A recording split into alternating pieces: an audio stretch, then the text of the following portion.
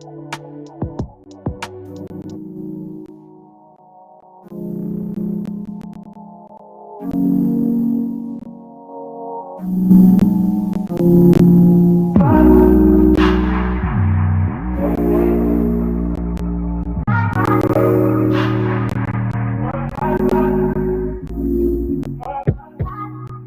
you so extra, but I know I'm the same. Love me in spite of my trauma. Give me what I need instead of the drama. Cause when it pop off, it's like, oh my, all good all day, but the night we be going so hard on the flip side. So tell me what we on a day, babe. I could keep that same energy. When you go low, I go low too.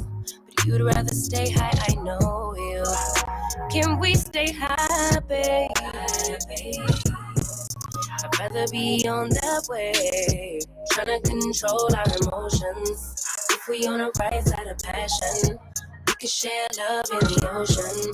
But if you wanna go insane either way, baby, we could go all night. We could do it all night. We could go all night, all night. Do we heal, do we bleed? I'ma follow your lead, but we could go all night. Now all of my calls go to voicemail. I block you so I don't raise hell. Should've talked through it in detail. Our separate ways ain't gon' end well, no. But when we get back, it's like, oh my, all bad all day, but the nights get that good till we act right. So tell me what we on a day, babe. I could keep that same energy. When you go low, I go low too. You'd rather stay high, I know you. Can we stay high, babe? I'd rather be on that wave, trying to control our emotions. If we on the right side of passion, we could share love in the ocean. But if you wanna go insane either way, baby, we could go all night. We could do it all night. We could go all night, all night. Do we heal, do we bleed? I'ma follow your lead. Yeah. We could go all night. I've been calm, cool, collected, but you pushing on my nerves. And I'm knowing your attention, I'm under pressure. Okay, I'm admitting that a couple things I said got acidic in the tone. In the presence, I get careless. Long as you know I come with imperfections. When you look at me, you see the soul through my flesh. You something special. Know you looking bomb, the way you dress it, gone, flex it, hold it still and let my mind digest. You got the leverage, you got the upper handle on the situation. You worthy of a million more of the storms that we weathered. We fight retreating this, but you trying to kill the cycle. When nobody's stressing that body like me, I know the way you like it. I treat you like a queen, run the castle, you a treasure. Feel like you setting fire to my desire for the pleasure. You a gem, got me blemish, make amends, know you can about here. Trying to control our emotions. We on the right side of passion.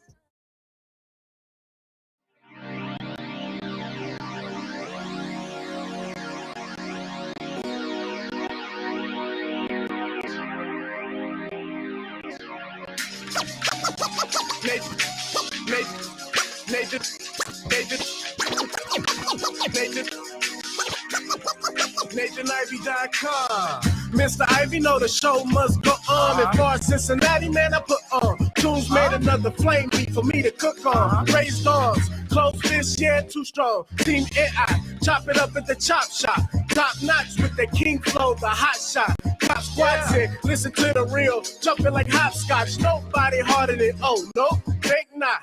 Not only citywide, but nationwide. Superlatives, keep it locked like the nation guys. Put the truth in the airwaves, we talk about it. Brand new like the templates, let's be about it. Who got the info about it? Hey, yo, John O. B. the rapper, got them jamming when they play him. Staying in my lane, they ain't gotta okay him. Who the host with the scoop? Yeah, they gon' say him. Ivy, so superlative like a bag of Grippos. Show you where the bricks at, Cincinnati Reds at. One time where my people at. Team NI where my people at. It's the 5-1-3, yeah, you know the flow. What's the word, Nate? Let them know the show. One time where my people at. Team NI where my people at.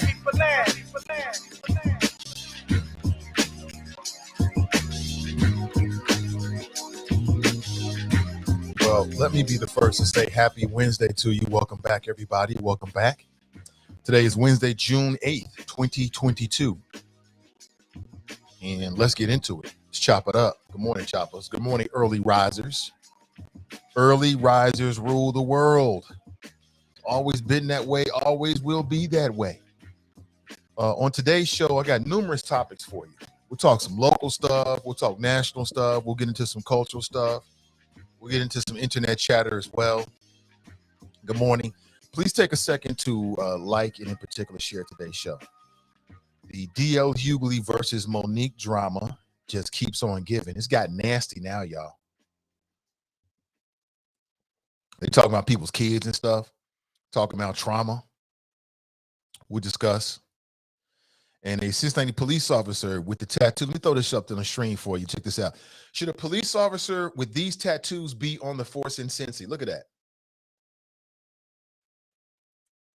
Cincinnati police officer got the word pure tattooed on his knuckles on one hand, and then the word evil tattooed on his knuckles on the other hand. Lost his job, now he's struggling to get it back. Should a police officer with these tattoos be on the force in the city of Cincinnati? Would you feel comfortable? Like, shit, we already got a certain level of anxiety just being pulled over by a police officer, whether you are, tax-paying, God-fearing, law-abiding citizen or not. Could you imagine? Officer walks up to your window, knocks on your window, and you see pure evil, you see evil or pure, whatever, on his knuckles. You won't believe his explanation. I'll share with you in just a couple of minutes. 513-873-7134. There's a bill that's been sponsored in Ohio that targets protesters. We'll talk about that. And a new report says that the economy in Ohio is not good. Who should we blame? Well, state leaders. And did you see Herschel Walker getting his dance on Twitter? If not, I've got the video for you. So we got a lot to talk about. But let me start with Dio and Monique real quick, because that's a sad situation right there. It really is. And as I shared with you before, I thought that Monique was coming to D-Hell on some real disrespectful shit. You know what I'm saying? Like some of the stuff she was calling this man out his name and questioning his sexuality all over what appeared to be a mix-up about who was headlining a comedy show. I thought she went too far. But that's just my opinion, though. You can never tell another human being how far to go if they feel like that they've been wronged. Once you cross that threshold, when you're dealing with a grown person, you can't tell them how to react. It's out of your hands now. Oh, he overreacted. She overreacted. That's what you would have done. But you don't know. You don't know what that person's going through. You don't know what that person has gone through. You don't know what that person has been dealing with. You don't have no idea. And I thought the DL, he didn't even need to like dignify with the response. He ain't even, Anthony, right? He looks like a crackhead doing some lazy ass pop and lock it. I'll show you in a second. It was, I don't know. He wants to be a senator. Come on now. Anyway, talking about Herschel Walker. So anyway, back to DL Hughley. I thought the DL shouldn't have even responded. Like sometimes you don't need to dignify dumb shit that people say to you. Excuse my language. You ain't got to respond to every little dumb thing somebody say to you, because sometimes people just saying stuff to get a rise out of you. And then 9 times out of 10, you show me somebody just popping off and this, that, and the other. That says something about them. Something is right or not right inside of them. Don't even respond to it. Success is the sweetest revenge. Success is the sweetest revenge. There's nothing sweeter than being successful when mofos was out here hating on you. There's nothing sweeter than that. Nothing sweeter. You ain't got to say a word. Just do you. Whatever your plan is, execute your plan. That's it.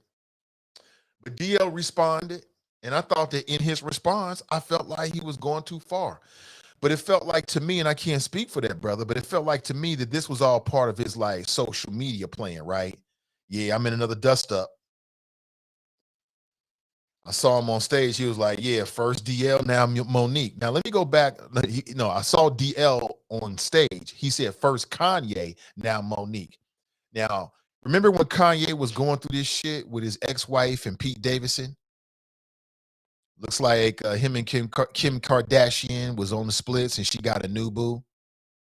And what did I tell you? I thought that the way that Pete Davidson was moving was unmanly. You out here talking about how you sleeping with another man's wife and all this kind of shit, getting tattoos of this man's kids on your body.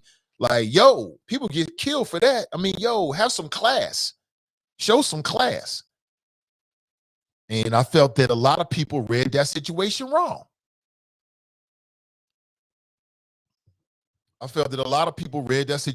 Give me 1 second. People saying something about the audio. Let me see if I can do something about that.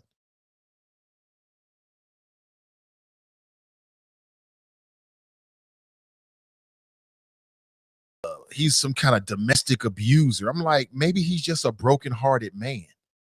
Like, a man can't be broken-hearted.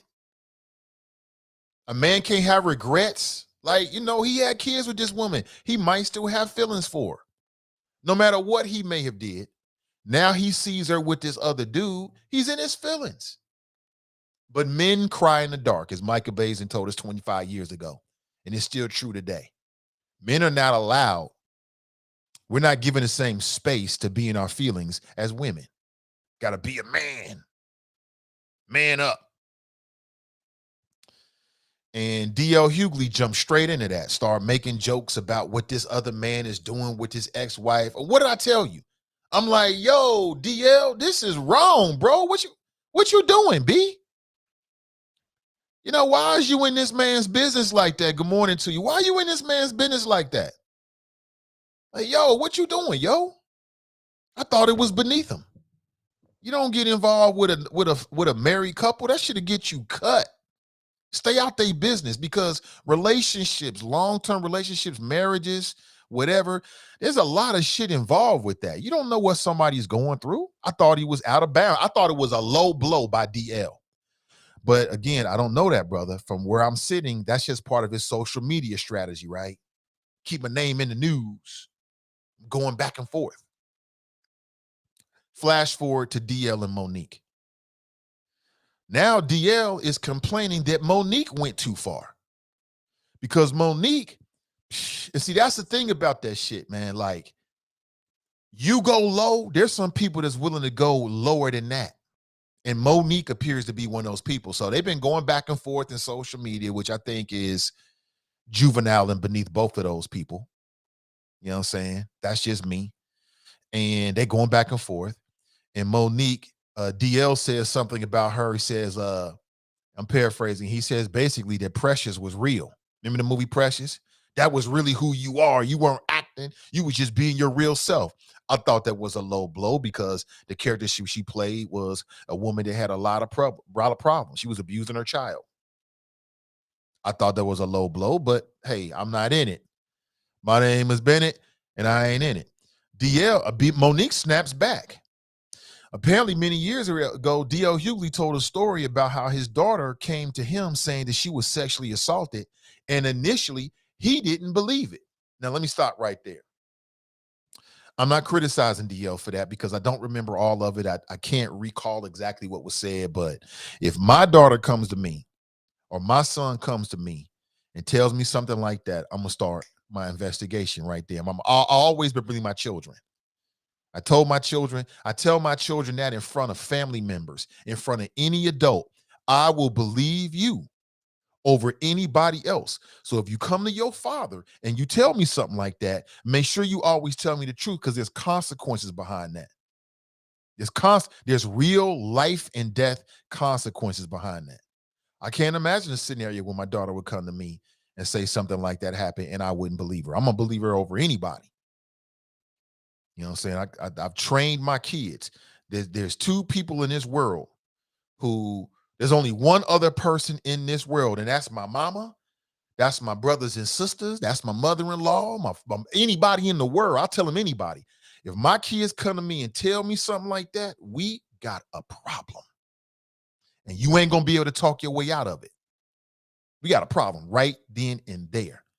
I might not get you in, but if I do my digging and this is true, May the Lord help you, because I'm going to touch you. No doubt about it.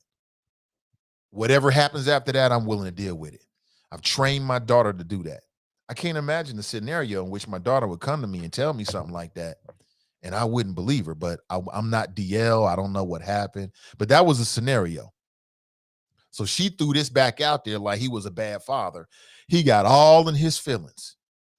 He on, you can go to his Instagram. I might play it this morning. He in his feelings. You're a monster.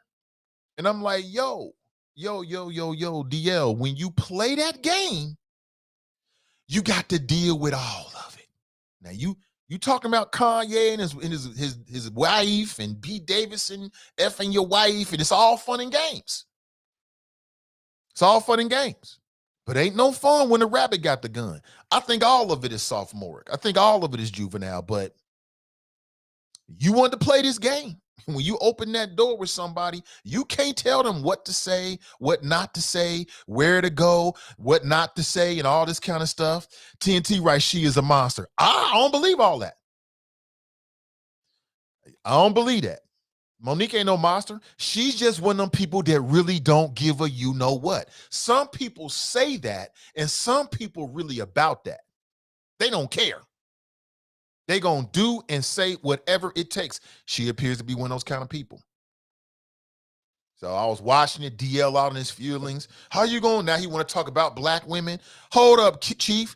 You the same person. Remember Don Imus got in trouble back in, 2008. Don Imus, who was a white conservative talk radio host. He's dead now. He's probably doing a show in hell. And I don't know these things. And he made some comments about a women's basketball team, a bunch of sisters. He said it was a bunch of nappy head hoes. Remember this? Everybody went crazy. D.L. Hughley went on, I think it was Letterman. Big old time show. Went on Letterman and basically doubled down. It's like, I ain't gonna call them hoes. But it was some ugly women, some nappy-headed women. Listen, I mean, so if you're trying to go tit for tat, to me it appears there's enough blame to go around and shit. And now DL wants to pull the black woman card. How is you as a black woman gonna talk about this? That's what y'all been doing. Y'all both been playing in the dirt. So don't get mad when you get dirty. It is what it is, DL. It is. There's a lesson in that. And the lesson is, if you can't take the heat, stay the F out the kitchen. Don't start that shit. That's what I told you. I was like, nah, don't even respond, DL. But he wanted to jump in. It was all funny. But then when she hit you with that low blow talking about your daughter, oh, that's the low blow. There is no low blow. There is no low. There is no lowest or the low. It's whatever it takes. Anybody agree with me on that? Diana writes, I thought Monique was complaining about the headliner circumstance. She was, but it morphed into something completely different. It got ad hominem. That's all right. It got personal. I can't remember what the word is. Sorry. It got real personal. It got real personal. And you got these two heavyweight black celebrities acting like fucking children, excuse my language, in public over some dumb shit. So I think they both look bad. People can say, "Oh, why she bring up his daughter's sexual abuse?" Well, why is you making jokes about Pete Davidson being with Kim Kardashian? That ain't your wife. To me, that's just as low as what he said. There is no low in that game. When you start that road, there is no low. There is no low. It's all fair. Your mama just died, I'm going to talk about that. Your kid died, I'm going to talk about that. There is no low to it. And so the lesson in all this is don't start the dumb shit. Ignore it. What did D.L. Hughley say? He said, I'm done with this. You should have never started it. You should have let that shit go from the beginning. If you got paperwork, put the paperwork out there and leave it like that. All these jokes about, oh, you're the real precious and all that kind of shit, that's sensitive. You don't know how somebody might respond to that. You can't tell a joke on somebody personally and then get mad when they go a little bit lower than what you would have said. You can't tell somebody that. You can't tell another grown person how to respond, how to react, what to say, what to do when they feel like they've been injured or they've been wrong. Tell me I'm wrong about that. Tell me I'm wrong.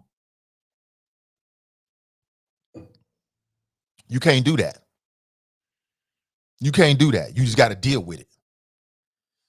And so he gonna have to deal with it. I mean, it's crazy. I'm looking at this shit like,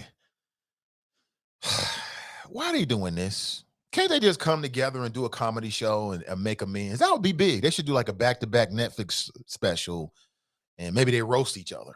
You know what I'm saying? I'm like, now you making some money. Y'all ain't making no money off of this, or maybe you are because it enhances your social media platform or profile or whatever they're doing or something like that. I don't know, but it's just a bad look. And I thought it was real interesting that now DL is all in his feelings.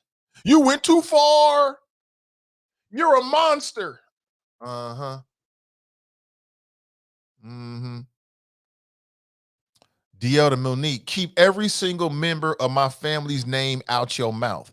Didn't we just see another big-time black male celebrity say something about keeping his wife's name? Motherfucker's so sensitive. DL is the king of roasting people. Now you just got roasted. If you're wondering what I'm talking about, I'm talking about this ongoing issue between DL and Monique. I think it makes them both look bad. It don't make black people look bad. I don't look bad. They look bad. It makes them look bad. And now DL is criticizing Monique for weaponizing his daughter's sexual trauma. Many years ago, DL in public, and again, that's the other thing. Once you start talking about this shit in public, you lose control over it. You can't share everything with the world of you sensitive. You can't share everything because some people gonna weaponize it. The same way he weaponized the fact that Pete Davidson is now with Kim Kardashian when he was talking about Kanye West. So I think DL's a hypocrite on this one. You're a hypocrite. You got to take the good with the bad, bro. It was all funny, kiki, you laughing. Oh, people are, oh, good one, DL. Don't try to take some moral high ground. There is no moral high ground on social media. Haven't we learned that? Ain't no moral high ground. Y'all both wrong. Either one of y'all should have started this bullshit. If I was DL and Monique was popping off, if I had the papers, I simply would have released the papers and left it just like that. Let the documents speak for themselves. All this shit about she precious and all, I left all that shit out. It's unnecessary. It's unnecessary. So DL Hughley shared a 5-minute video on Instagram saying it was the final straw and the last breath I'll waste on this feud. That's what it took. That's what it took. And apparently DL told this story about his daughter being sexually assaulted, and then initially he didn't believe her. And again, I'm not going to criticize the brother. What I will say is, if my daughter come to me and say that shit, I'm going to believe her as soon as it come out of her mouth, because she been trained to keep it 100. She know daddy going to do whatever daddies do. I'm going to take it very seriously. I let everybody know that too. You know, I say it right in front of family. Listen, I believe you in front of everybody. That's what you got to do with your children. Let them know you ain't afraid to say that in front of family. Anybody. It makes no difference. Quote, Monique has taken that video and perverted it for her own uses. She decided to add her own narrative, I guess. I don't know. I think it's very, very sad. I don't think trauma is something to joke about on any cases, whether it's sexual, psychological, physical. I don't think it's funny at all. You know, I think it's a low blow. I think it's a low blow, but that's what you get. Brian writes, he's a talk show host. He did the exact thing, Nate. He posted the contract. She keeps coming with the BS. That's not all he did, Brian. He did not. I saw him on stage talking about Monique, that Precious was not a movie. It was an autobiography. Do you remember Precious? Do you remember what that character, with the energy around that character? That ain't no small thing. You know what I'm saying? That ain't no small thing. And like I said, back in 2008, this man goes on Letterman making jokes about, I think, was it the Stanford? It was a female college basketball team. I think they had just won the NC2A tournament. Don Imus goes on his radio show and called these sisters a bunch of nappy head hoes. The world went crazy. Nappy head hoes? DL, a short time after that, goes on Letterman, black male comic, talking on that black woman shit, and double downs on. He said, I ain't gonna call them hoes, but I saw a whole lot of nappy heads out there. I just watched it this morning. Boy, that was the ugliest team I've ever seen. But now you want to talk about supporting black women? Please stop. Knock it off. You know, what I would say to DL is, you get what you get. Don't have a fit. It is what it is. It's jokes. It's comedy. Don't try to take the high. Oh, she went too far. There is no too far. There is no too far. There is no low. There is no too far. Anything and everything is fair game in the world that we live in today. Anything. People say anything. Your wife just died of cancer, they'll make a joke out of it. Your kid just died of leukemia, they'll make a joke out of it. You got divorced, and your wife is shacked up with some dude and he making jokes on you, they make a joke out of it, which is what he did with Kanye.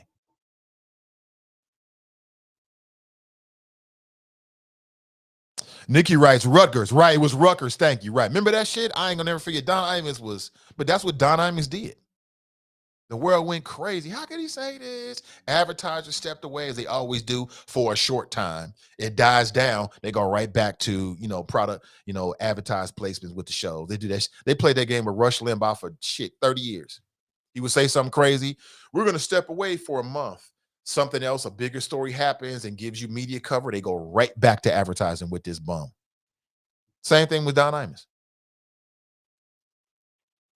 I ain't going to call them hoes. But it was a whole lot of ugly women. What made them ugly? Because they had natural hair? What the fuck is wrong with this man? You gotta watch what you say. Let me see. Tiff writes, I'm just getting here, but sounds like Nate is on, you said Monica, but you mean Monique's side because of his history with DL. Monique was wrong and we know it. Let's see. Well, you're right and you're wrong, Tiff, because I'm human. So my flows are generated based upon my sum total of experiences. And if I have an experience with somebody on some levels, that's most certainly going to inform my flows. However, it wouldn't matter. I would say this about anybody. DL, it wouldn't, you name it, Martin, motherfucker Eddie Griffin, it makes no difference. This is bigger than just D. I would say this about anybody. And what did I say? Remember what I said. When this whole shit started, I was like, yo, if I'm DL Hughley, I don't even respond to this nonsense. It's beneath you. Let that shit go. It ain't worth it. That's exactly what I said. What I said is I thought Monique was wrong to disrespect this black man like this, talking about his sexuality and what's DL really stand for. I'm like, yo, sis, why you doing all that? But you ain't gonna say that, are you, Tiff? You gonna conveniently forget that? Let me remind you. That's what I said. Monique was wrong. You ain't got, you ain't got to call this brother out his name. She calling him a coon and a BS nigwa. I'm like, yo, pump the brakes. Is it that serious? At the same time, I had the same flow then as I do now. You can't tell an adult how to respond when they feel like they've been grieved.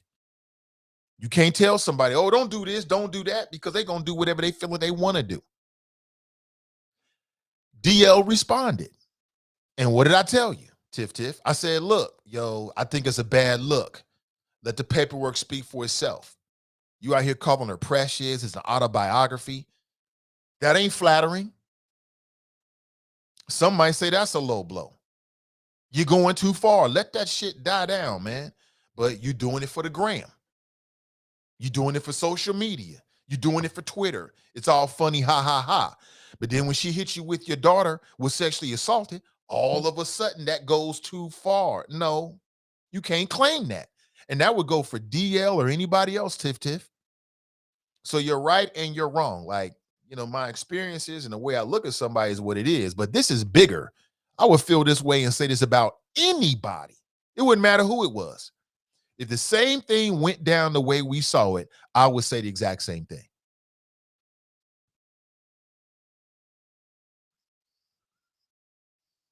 Timothy writes, you're wrong. How am I wrong, Timothy? Tell me how I'm wrong by saying that.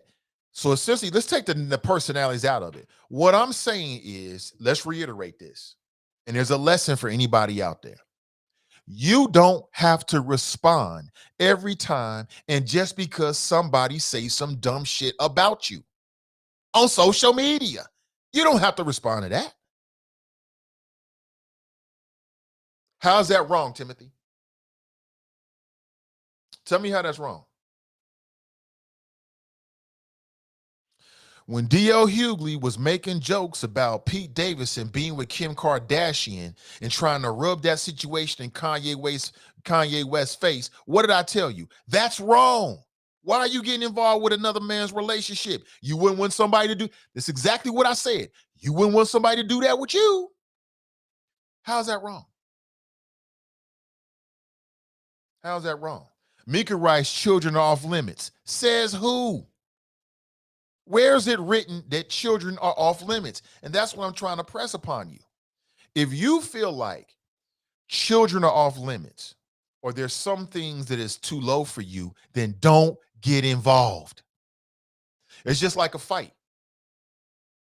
You get into a fight with somebody and that person is willing to pull out a knife and you ain't, then you shouldn't be getting into any fights because you're going to lose every single time. The person that's willing to go to any lengths, the person that's willing to go low, the person that's willing to say and do anything is always going to win, always. So if you ain't that person and you ain't about that life, don't start. How's that wrong? Y'all tripping, and I'm glad I'm here. Y'all tripping. Y'all are tripping. Some members of the chop shop are tripping this morning. My kids are off limits. Says who? Where is that written? No, they not. Depends on who you're dealing with. To some people, yeah. To some people, shit. That's the good stuff. You know that, and I know that. Stop tripping. Stop tripping. Kids off limits. No, they not. No, they not. There's some people that are saying do anything to try to get one up on you. Especially you going back and forth there. Your mama just died of cancer. They're going to make a joke about it. People say, oh, that's too far. No, it's not. And that's what I'm trying to press upon you. Don't open that door. Don't open that door. Leave that door closed. Don't go there. That way you don't get your feelings hurt. How am I wrong? May writes, fucking with kids get your ass beat. May, it depends on who you're dealing with. Generally speaking, effing with kids will get your ass beat with everybody. But there's some people, their threshold is up here. Some people, you can get your ass beat for doing some shit that other people just be asking you a question about it.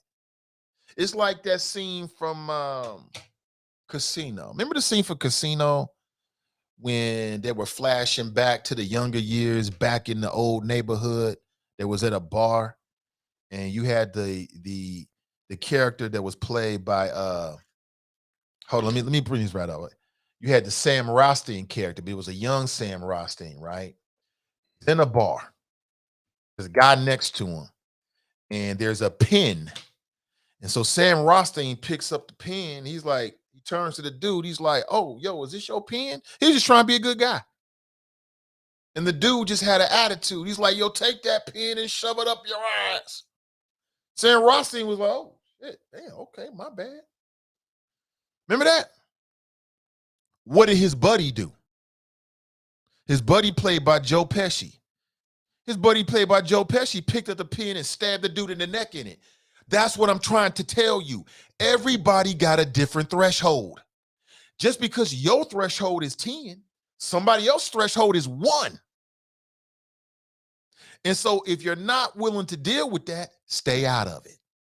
Simple as that. Apparently, Monique's threshold is different than DL's threshold. She built a little differently. If you don't want to deal with somebody like that, then don't deal with somebody like that. If you ain't willing to go to lengths and you can get your feelings all involved when they say this, that, and the other, then don't go down that road. I think DL is a gosh darn hypocrite, quite honestly. I think he's a hypocrite. That's just me. If you don't like the heat, stay out the kitchen. Now it's too hot for him. I ain't gonna respond no more. I ain't going, because now you dealing with somebody that's dealing with that hot grease. Tell me I'm wrong. Tell me I'm wrong. Timothy writes, she's a bully. So is DL. So is DL. Damon writes, ain't no rules if we're throwing rocks. If we're throwing rocks, let's throw some motherfucking rocks. Thank you, Damon. Ain't no rules in that. There's no rules. I thought this was a foot fight, a fist fight. Somebody pull out a gun. This is a fight. Period. Ain't no rules to this. If you're not willing to take it to the nth degree, then don't step into the octagon.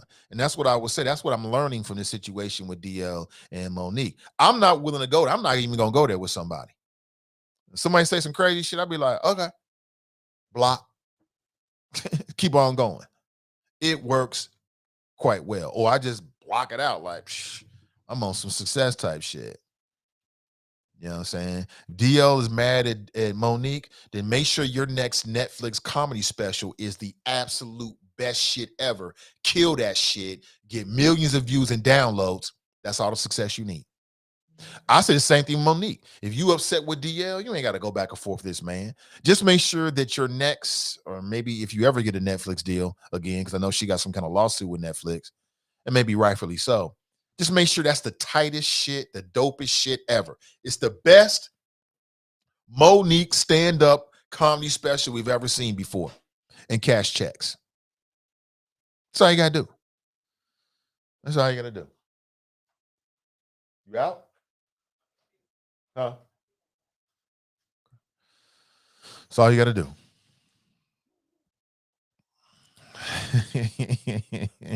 Tony writes, don't expect the next man to have the same moral compass as you. Exactly. You don't get into a fight thinking, you know what, I ain't gonna kill this man. That don't mean that man ain't trying to kill you.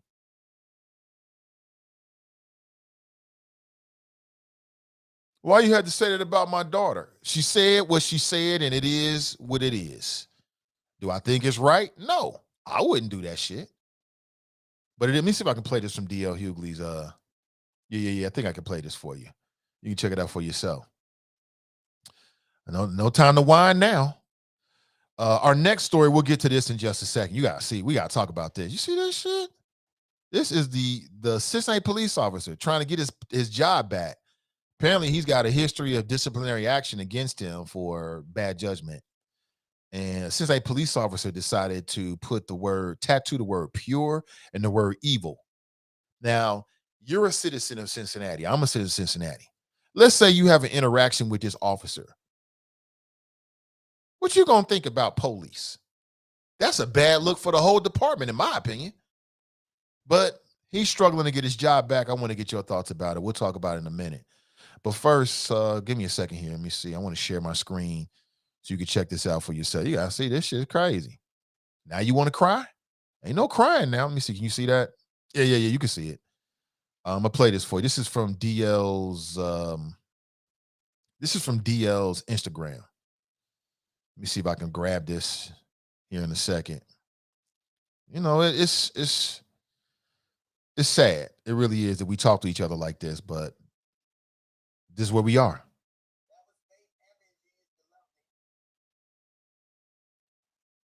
Hold on one second. Give me a second. I'm got to make sure I grab the right screen. Hold on one second here.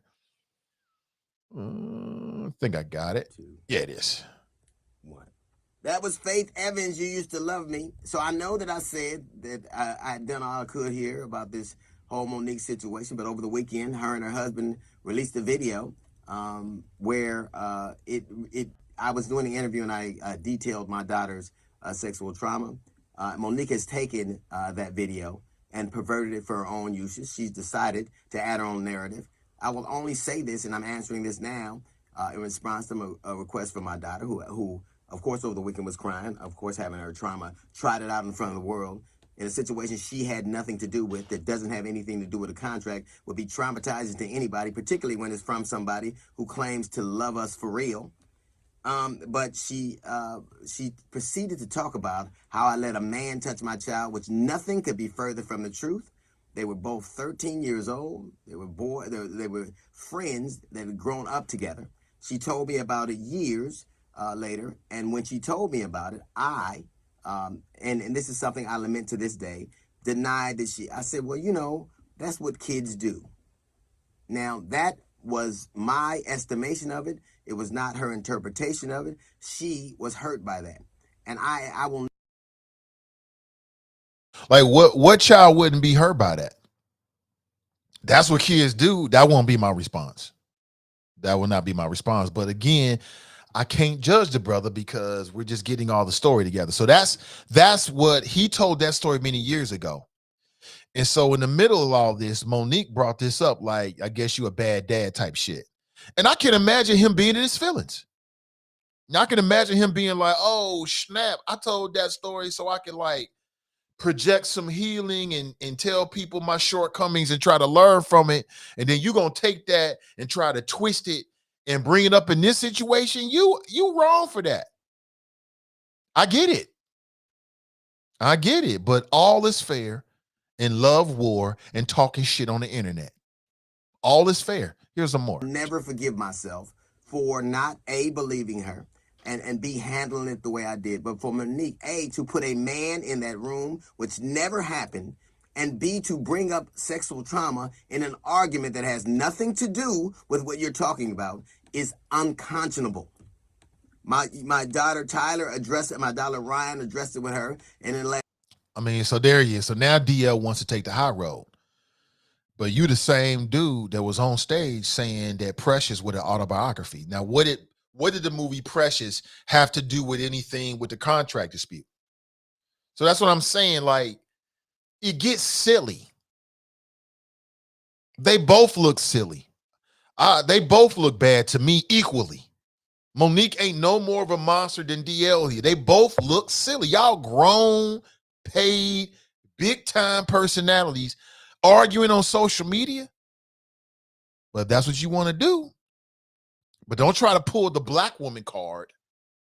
She supposed to love us. She says she love us. She probably do. She just love herself more, like most people. What do you think? Who's more wrong? I don't know. Diane writes, Monique stays mad at the world. Okay. Brian writes, Nate, now you know if someone called in and was going in on Buddha or Junior, you ain't having it. Well, that's not really the point, though. That's not really the point. That doesn't really even, Brian, I can't let you do that, brother. That does not mirror what happened here. Somebody calls in out the blue talking reckless with my kids, I'm going to hang up on them and keep on going. That's not the same as me talking reckless about somebody, interacting with them, going back and forth, giving them low blows. And then when they go low, then I want to talk about, I thought you loved black people. That's completely different. But I understand your point. But not a good example in my opinion. Timothy writes, similar to Will and Chris, she knows who and when to slap a man.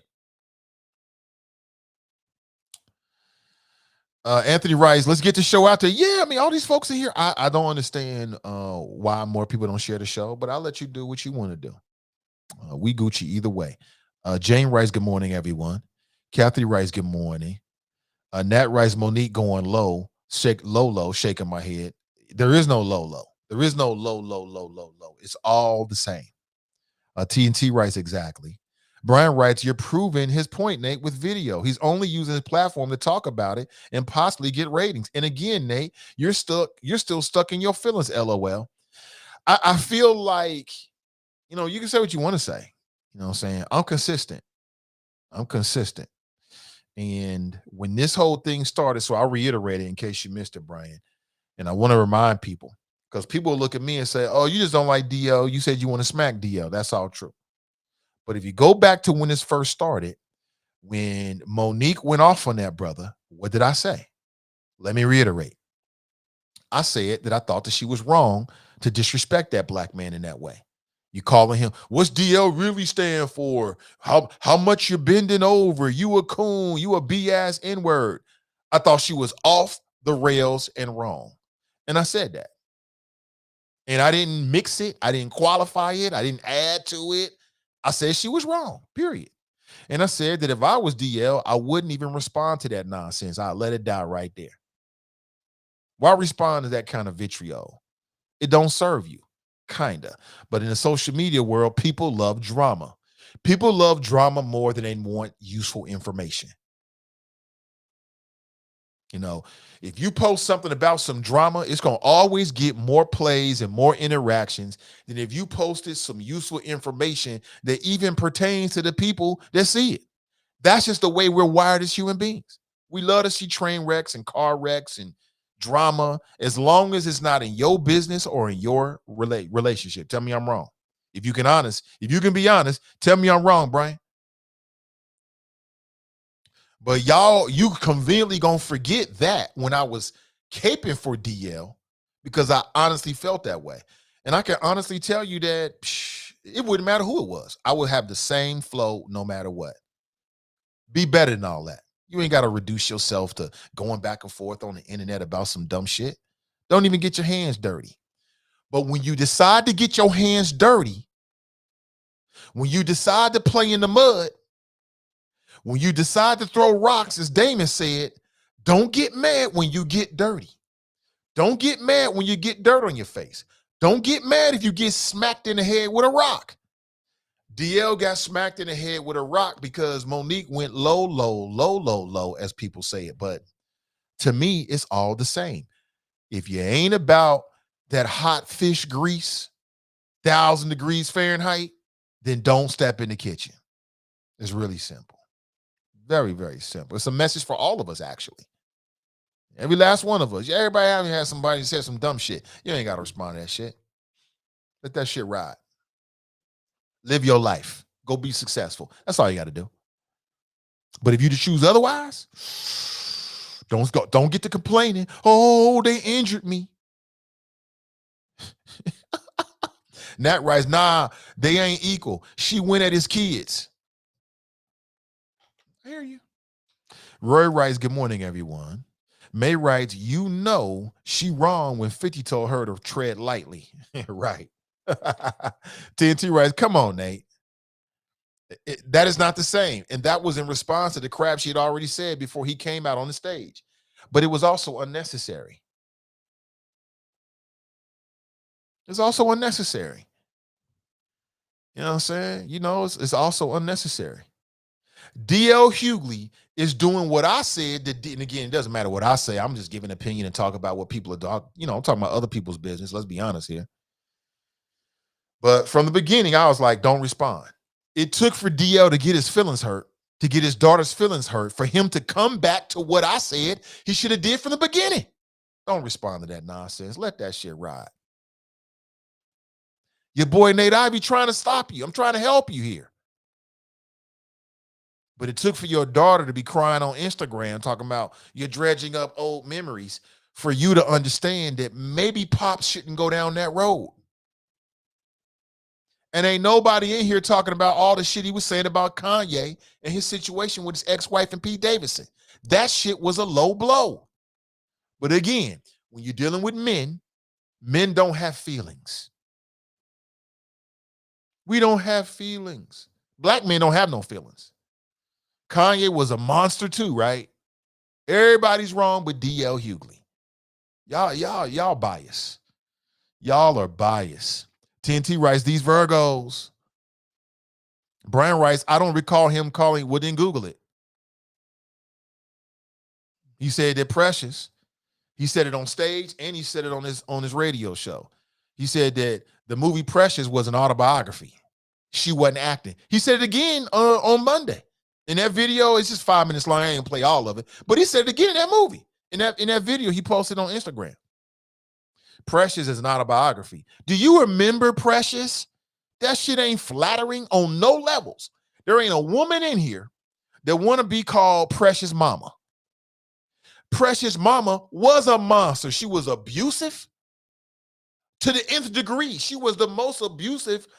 I don't know if I've seen a more abusive profile of a black woman in a big movie than Precious. Matter of fact, our movie, the character that Monique played was so evil, if you want to use that word. She was so monstrous that I remember that what people were talking about that back then. It was like, oh, when a black woman play this kind of character, then she gets some shine. That's how bad of that character came across. Ain't no woman in here, especially if you got children, you got a daughter, there's no woman in here that would find it flattering to be called Precious Mama. Not one woman. That's a low blow to some people, but we just gonna gloss over that. Look, just because you like DL and you think his comedy specials are funny, I love his politics. I can't remember when I've heard anything, maybe it was once or twice, because I rarely agree with anybody all the time, but his politics is on point. I think DL is funny. You know, I've enjoyed his stand-up. I think he's very talented. Multiple things can be true at the same time, but I think he should have stayed out of this kitchen because Chef Monique was serving up some of that hot fish grease at 1,000 degrees Fahrenheit, and it was too hot for him. Y'all making excuses. TNT is making excuses. Brian is making excuses. Shame on all of y'all. Roy is making excuses. Roy writes, Monique is wrong as long as you're talking about each other. I am with me because I don't care, but she should include the man's family. I don't know where is this written at? Y'all, so here's the thing. This was the playbook 30 years ago, 40 years ago. Y'all don't understand. There's a whole new reality out here. It's called social media. It's a whole new world out here. In the world of social media, there are no rules.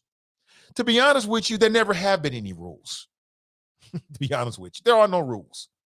Where y'all getting this from? Roy, I think it says great things about all the people in here who feel like there should be a separation when it comes to the kids. I think that says great things about you because that means you're good people at the core. Yeah, you might have some petty in you, but you're not petty, right? That says great things about all of you. TNT, Brian, Nat, Roy, all you folks. That says great things about you. That says great things about you. I love that about you. That means y'all good people. But y'all got to realize that your morals and values are not somebody else's morals and values. Just because you got a line don't mean the next man or woman ain't got a line. And that's what I'm trying to press upon you. That's the point I think that we can get from this, which is what I said a month ago. Don't go through this. You don't got to respond. Man, I've had people say the craziest shit at times in which from the outside looking in, I could tell they could perceive that maybe I was in a down place or whatever. I've had black people say the craziest shit to me. I just focus on success. What's the motto? Winners focus on winning. You don't focus on these little whatever. They don't really matter. You know who you are. You know what you building. You know what you all about. That's the only thing that matters. Don't get caught up in this little dribble. You know what I'm saying? I done blocked a bunch of people on my social media. Blocked a bunch of people from my life because they didn't earn a spot. You know, you didn't earn that spot. You know what I'm saying? You proved yourself to be unuseful. Bye. And life goes on. So, like I said, y'all keep telling me I'm wrong. But DL has now arrived at what I said 3 weeks ago, which is don't respond to the nonsense. But y'all good people, though. Y'all good people. That's what it's all. Y'all good people, salt the earth type people. You got morals and values. There's some things that you won't do. There's some things you won't say. I think that's admirable. I really do. Tabitha writes, I think they are a prime example of how not to act in public. Correctamundo, Tabitha. Man, let's give her a prize. Correctamundo. That's the whole point. That's the whole point. This is a great example on how not to act in public. Social media public. Pardon me. See, Facebook user, I got to talk to that. Bro, how did you do that? So why she wrong for disrespecting him, but Chris ain't wrong for his jokes? More than one about Jada. And I'm speaking on both his Oscar rants. Are you going to drag Will and Jada into this, bro? That's what we doing, bro? Let me process this. So why is she wrong for disrespect for him, but Chris ain't wrong for his jokes? Well, let's look at what was said. Chris Rock is at the Oscars. He made a joke about G.I. Jane, which actually was a decent movie. You know, Demi Moore used to be, quit lying. You know, Demi Moore could get it back in the day. That was a good movie. I enjoyed it. I saw it a couple times. I thought it was great for women, too. It was telling a story about, you know, the first female to go through Navy SEAL training. I probably couldn't make it through. And I say probably because I never put a limit on myself. I probably couldn't make it through Navy SEAL training. I says a lot about the woman that she was portraying. So Chris Rock makes a joke. He don't use no bad language. He don't call nobody out their name. And it's in keeping with the environment. So, but what we've seen from the Oscars is that typically if you're in the front row or, you know, you're one of the presenters or you're one of the honorees or nominees, should I say one of the nominees, you're going to get roasted. They're going to tell little jokes about you. Okay. Monique, she went on stage calling D.L. Hughley a BS N-word, a coon, making references about his sexuality. I thought she was wrong for that. Those are not the same types of jokes, bro. They're not the same. Those are two different. One's ha-ha funny. The other is meant to disrespect him. She was trying to disrespect that man. Chris Rock wasn't trying to disrespect him. He was just trying to tell some jokes about the nominees. That's it. And I thought it was a bad joke. I didn't even think it was funny. Yeah, I'm waiting for G.I. Jane too. Come on, this is the best you got, Chris Rock? You can do better than that. So those are not the same, Facebook user. Gladys writes, good morning, Nathan Choppers. Enjoy your day. Oh, absolutely. Absolutely. You too. Brian writes, there is no but, Nate. They previously had a relationship. She isn't a regular knucklehead. He doesn't know. He wouldn't have not responded to that, but some things deserve a response. No, they don't. You're right. Some things deserve a response. And most things like that don't deserve a response. If you got a dispute over a contract and contractual obligations, if you feel inclined to do so, just release photocopies or screenshots of it. Take a photo, put it, which is what he did. Leave it like that and move on with your life. Charles is in the house. Charles writes, August Virgos show September Virgos how to Virgo. So I don't think it's that, LOL. No. September Virgos show August Virgos how to Virgo. Stop it, Charles. And good morning to you too, brother. Let me see. TNT writes, Monique with Black Lion low on DL. Everyone has a limit of shit talking. Brian writes, LOL. Everybody wrong but Monique. I heard her call her precious on the radio, but not previously on stage. Yeah, he was on stage. I saw him both places. Facebook user writes, yeah, calling someone's precious mama is fighting words, right? Rooster Fire writes, Nate, you are flowing in 4 fire emojis. I appreciate it. TNT writes, I gave her an Oscar. It gave her an Oscar. It can't be that bad. Woo, man. If you ain't seen Precious, woo, man. Whoa. Monique is talented. I don't know where she went to play the mama, but woo, boy. It is not a flattering profile of a black mother at all. At all. I mean, she was straight up abusing her daughter. And unfortunately, the sad thing is that it may not be to the same degree, but that kind of abuse between a daughter to mother happens. It's very sick and it's sad, but not everybody knows how to be a mother. That's another one of the biggest myths out here about women. Number one is every woman is just waiting for a man to love her, which is one of the biggest lies ever, because there's a lot of women that don't know how to receive love. We don't never talk about that, but there's a lot of women who have no idea. They can receive the D, or they can take the D, but receiving love, they don't have no idea what to do with it. They'll destroy the relationship, self-destructive shit every single time. And then there's a lot of women out here who have no idea how to be a mama because they mama didn't know how to be a mama, and they mama didn't know how to be a mama. And there's no man in the house to balance it out in some cases. Or there's a man there, but he's a male, not a real man. Come on, man. That's a whole nother show we can get into, but let's just say, TNT, if you ain't seen Precious, whoo, boy, it ain't good. It ain't good. Nat writes, I forgot about your history with DL, Nate, LOL. Timothy writes, DL could eat her if he wanted to stop playing. I don't think so. I think you have to say scoreboard Monique on this one because DL he's tapping out. Talk about me, don't talk about my kids. What you gonna do about it? Monique is somewhere laughing like, you want to mess with me? But what I'm saying is, haven't you come across people like this in your life? I know I have. There's some people that you just know that if you go down that road, you got to go down that road all the way. Ain't no half stepping. If you go down that road, you go down that road. Simple as that. You know that. But let's go to the phones. Good morning. Welcome to the show. Good morning, Guy. How are you? I'm doing great. Doing great, Faye. Good. Welcome. Good to see you. I just want to thank you and congratulate you for being a professional.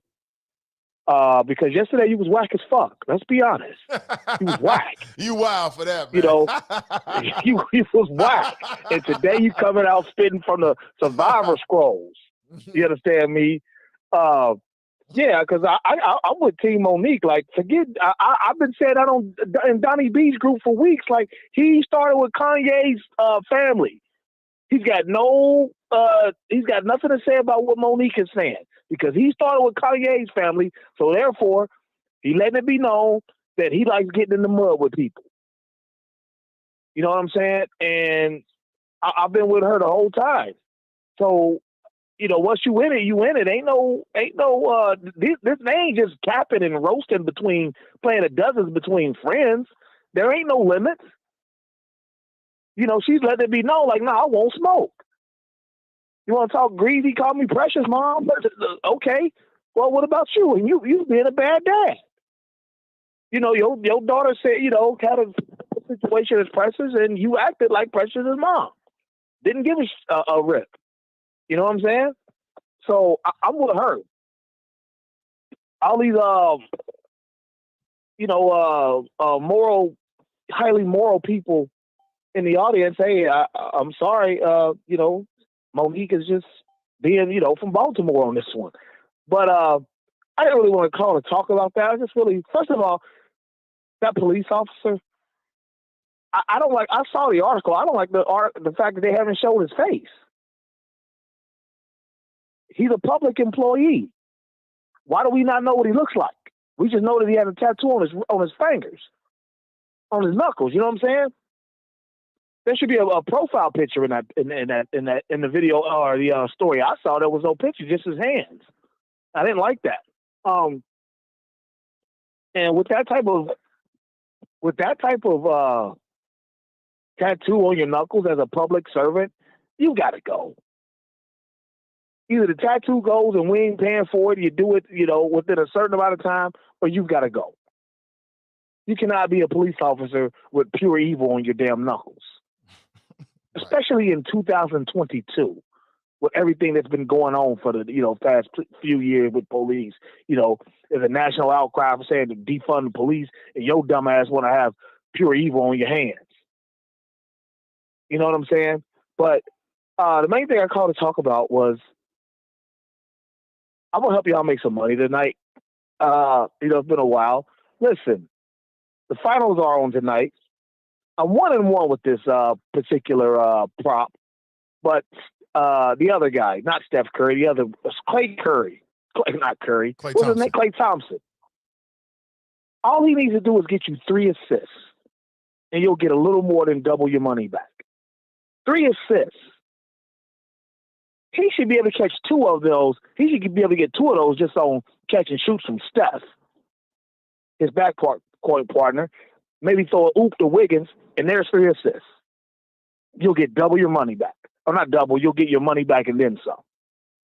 So that's all I got, man. I got to be in and out, but it's been real. I had fun. Hey, we'll catch up again soon, B. Be well. Oh! Appreciate the call. And I mean, just for fact's sake, I thought you was whack as fuck yesterday myself. So we both can agree on that. Yeah, I mean, I'm glad that Fame pointed it out because nobody else is. DL was talking about Pete Davidson and Kanye West. I thought it was beneath him. You don't get involved with another man's marital situation. Talking about he making jokes like, yeah, he effing your wife tonight. I'm looking at this shit on Twitter like, what in the hell? What kind of man does that? But that ain't no low blow though, because it's Kanye. And we don't like Kanye. Why? Because he pro-Trump or some shit. Kanye's an effing genius. Period. The man is a genius. Some of that shit he say is loony as fuck, but you got to be able to differentiate between the loony shit and the genius shit. That man is a genius.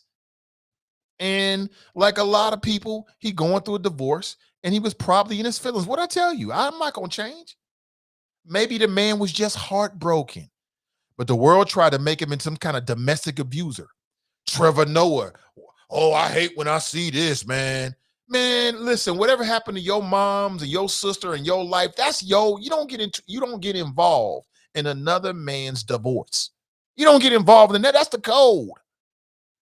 Making comments like a little kid. What would I look like making jokes about another man's relationship and his ex-wife is now got a boyfriend? What the fuck? That's beneath me.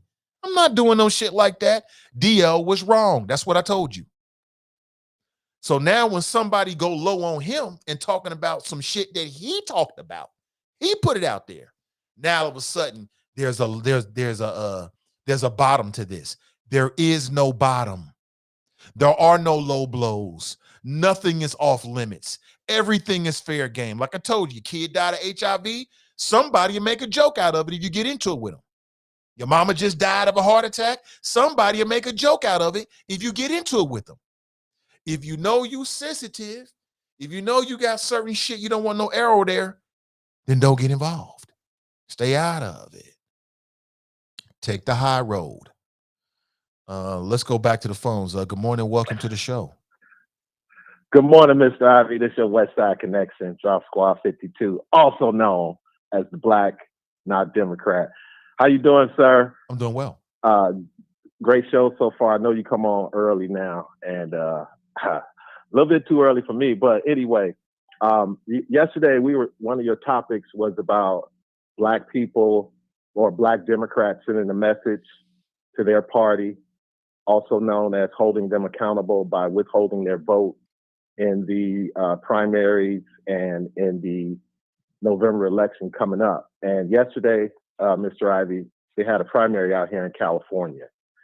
And if I recall correctly, Donita and Glenn, rest in peace, and a couple of the other overseers and Drop Squad fact checkers said that the California recall of Governor Gavin Newsom over the summer going against Larry Elder was a national, worldwide recall. So now we fast forward to yesterday.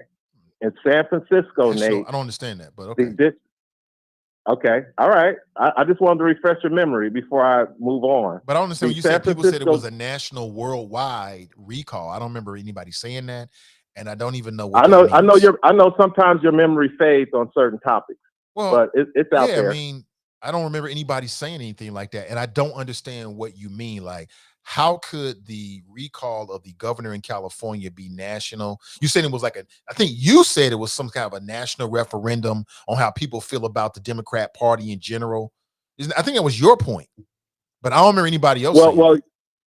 Well, I was saying that because the Democrat Party and Gavin Newsom brought in Kamala Harris, they brought in Joe Biden and a couple of other national figures to help campaign for the recall against Gavin Newsom. Right. And remember, the LA Times called Larry Elder the black face of white supremacy. You remember that? It was national. It was on all the national news networks. Oh, so that's what you mean. You meaning that it got national and international press. That's what you mean. Okay, I understand what you're saying now. Okay. All right. So fast forward to yesterday in San Francisco, their district attorney, Chesa Bodine, who is a flaming far left-wing liberal, he was recalled, Nate, by a margin of 60% to 40%. That rides on the heels of earlier last year, where the San Francisco school board members were recalled. Now, this is two blows in a row. Now, who are we talking about again? Is this, you said it was in San Francisco? Yes, the San Francisco district attorney, Chesa Bodine, was pro. Yes, he was pro defund the police. He was letting people out. That's a fact, Nate. Everything I'm saying can be fact checked. Yeah. Because I know how to roll on your show, Nate. I know how to do it. Rest in peace. Glenn is not here, and the Georgia Peach, he ain't even close to what Glenn used to do as far as challenging the things that I say. Because everything I say, Nate, can be fact checked, can be verified. Because I know you don't trust me. But again, the San Francisco DA got recalled by a margin of 60 to 40 because of the crime in San Francisco and the leniency of his DA's office with the bail reform, zero cash bail, all these things that are happening out here in California. And again, the LA district attorney, Mr. Gascon, he will be recalled. Well, he'll be on the ballot for recall coming up soon as well. So again, Nate, and my last thing to close it up about how Black Democrats are sending a message to their party, and it's called accountability. The turnout, Nate, right now, the turnout was at 16%, Nate. It's an all mail-in ballot state. 16%, Nate. What was it 4 years ago? That is bad. Yeah, but what was it 4 years ago? This is a blue state. Yeah, but what was the turnout 4 years ago during the previous midterm election? Do you have that number? Well, no, we don't have to go back to a midterm election. We're talking about a off primary election. All you got to do is go back to the California recall. No, we have to go back to the next off primary election. What was the turnout for the last off primary election? Well, I don't have that number off the top of my head. Gosh darn it, you're not doing your job then. What? I said, gosh darn it, you're not doing your job. Like, if we're going to talk about... I don't work for nobody, sir. I don't work for nobody. Don't be saying I'm on here doing a job. Sir, if we're going to talk about how the turnout is low in an off-primary election, then we should compare it to the last off-primary election and the history of off-primary elections if we're going to have an accurate assessment of where the turnout actually is. Doesn't that make sense? No, it doesn't.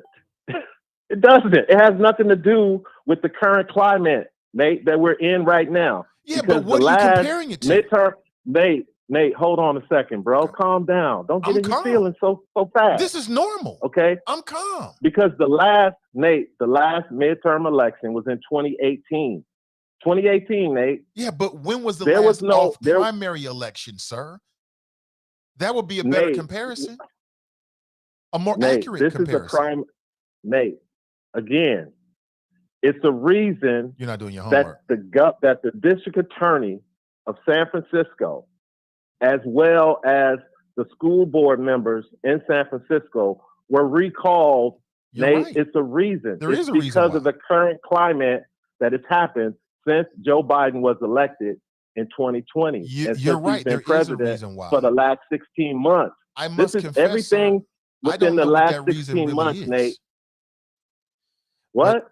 I said, you're right. There is a reason why these individuals were recalled. I must confess, I don't know what that reason is. I mean, you're telling this to me for the first time.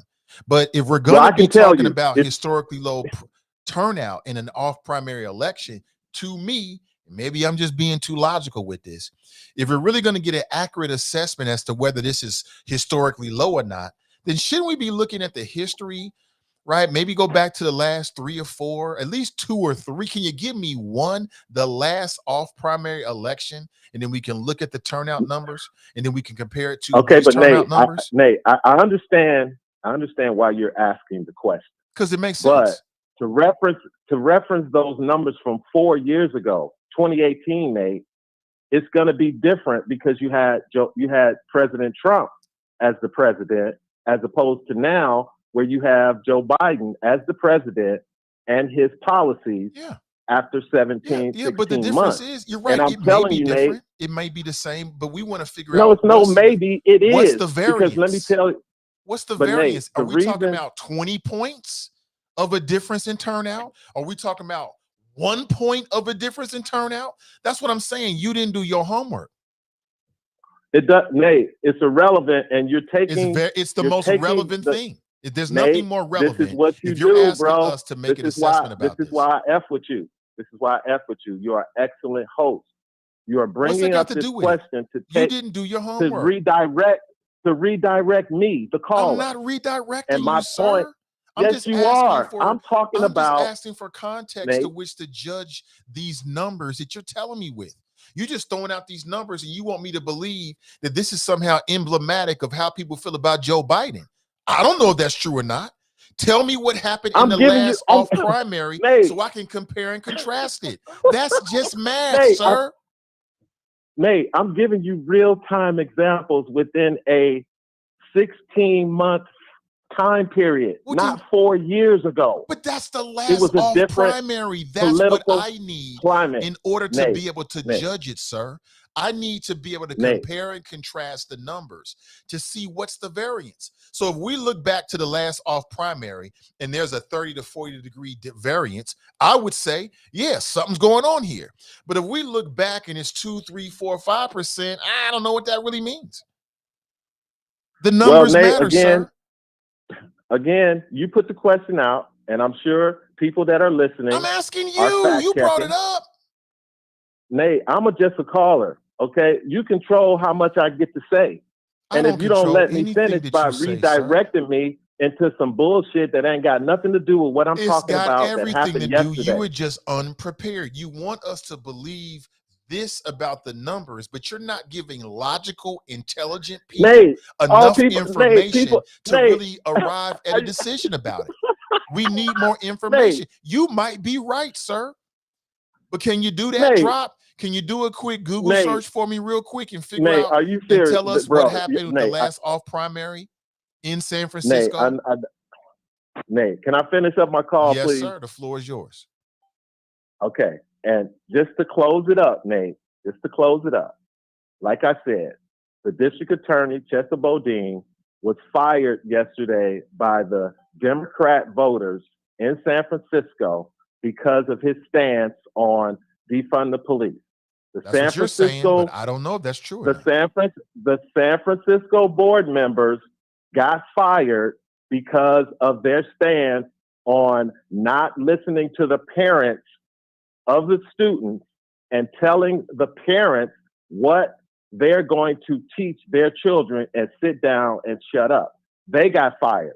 Okay. And again, Karen Bass, who's running for mayor, liberal Democrat, been in California politics forever. She only got 37%. And her opponent, which she'll face in November, former Republican, now Democrat, businessman, non-politician, he got 42%. Just shy of the 50. So again, Nate, all I'm telling you is based on what we were talking about yesterday, when you said, why new black media running around telling black folks not to vote? And I told you that this is a new generation of voters in 2022. I told you that the Black Not Democrat would be a movement. Young Black Democrats are not happy, and they're holding their party accountable for the upcoming election. That if they don't get their stuff together by 2024, you need to get your stuff together, you're going to have the same result. You're going to have the same result in 2024 that you have had these past elections in blue states, where California yesterday, right now, the projection is only 16% so can I of ask the you a mail-in question, ballots sir? were And returned. I know you're going to say this don't make any sense, but you said that the district attorney in San Francisco was recalled, right? Who replaced the person? Yeah. What's that? Who replaced this person? Well, they haven't had an election for him yet because he got fired, so they'll have another. A Democrat or a Republican? It'll probably be another Democrat. Okay, then. So that kind of blows your argument out the water again, sir. No, it doesn't. You need to be better prepared. Did you hear what I just said? You need to be better prepared, Drop. I am disappointed in your lack of preparedness. You should know who you calling. All right. I'm disappointed in you, bro. I don't care, really. I don't really care that you're disappointed. I'm because I know you got thousands of people that are concerned about the Democrat Party that they support. Thousands of people are going to hear this podcast, and they're going to hear you they're listening to this nonsense, Nate, and get completely and they're going to Google that question that you asked about the 2018 primary. And they're going to look at the current primaries that are going on right now under Joe Biden compared to the primaries under Donald Trump. And I'm just telling you, Nate, we're just in June, bro. And it's going to get worse for the Democrats. When you only have 16% on an all mail-in ballot, that means people got their ballots and said, F them. Mm-hmm. I ain't voting for these fools. I get you, 16%, bro. Nate. I know you want that to happen. All right. I know you desperately want that to happen. What? We'll see. But again, Nate, do your homework, all I'm man. about... If you're going to come prepared to make these arguments, then come with some facts and some numbers to back it up, sir. Okay, well, Nate, you know Don't how... get mad, little bro. You know how you got people... Huh? Don't get mad at me, little bro. I'm just looking out for you here. You don't mean to lie to you, do Why would I be mad? I will say today, you're not in your feelings like you've been on my last few calls. You called in the day after 10 black people got killed. Talking about politics. With some dumb shit. Talking about politics. So yesterday's call about black people not voting for Democrats, I just wanted to show you some proof today in a blue state, you didn't show us any proof, sir. That has all mail-in ballots. You failed to show any proof because you didn't do enough homework. I'm not saying the proof isn't out there. I'm just saying give us those numbers. So now my call is an assignment. So every call I make, you, the professor, are going to grade my call and critique me. That's are you correct. Serious? That's correct. Yeah. You don't do it to the Georgia Peach. Why are you worried about how I talk to another man? Just worry about how I talk to you. Don't worry about all that. No, this is your show, Mr. Consistency. Be consistent with all your callers like you are with me. Okay. Unless you got something against your little bro. Okay. All right, well, brother. Anyway, I appreciate you. Hey, thanks, Nate. Thanks for the call, man. And politics is just getting heated, bro. Drop Squad 52. Dropping science to anyone who wants to catch it. Peace out. Yeah, appreciate the call. Wait a minute. Where we going? What's going on today? Something special going on today?